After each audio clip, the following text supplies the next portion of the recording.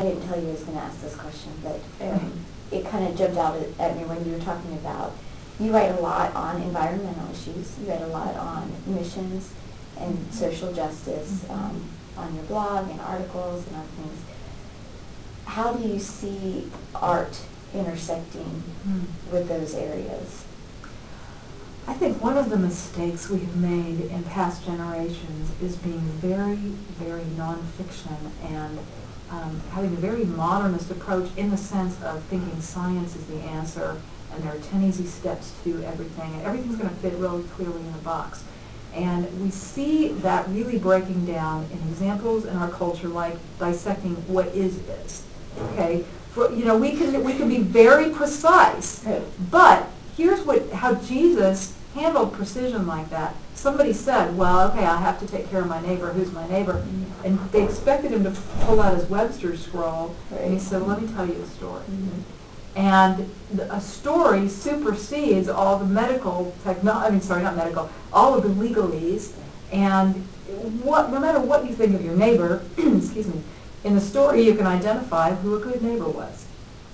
And in the same way, people might say to me, I respect women, and we might dissect certain verses about women, but we can rise above that by telling a story about an injustice done to a woman and say, was this Christ-like or not? Right. And so those are examples of where art really needs to come into the way we think and the way we articulate.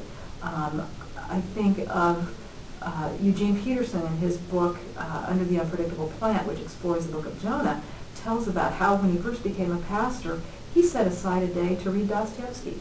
To him, that was part of pastoral training, because there's probably not a writer out there who has better mastered grace.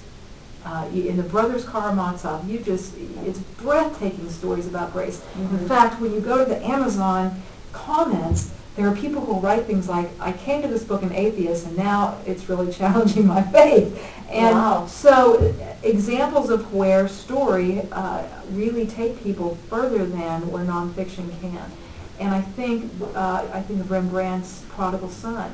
And there's so much communicated in that one picture of a father showing lavish love to this son, and yet the brother in the background who's very skeptical about the whole thing.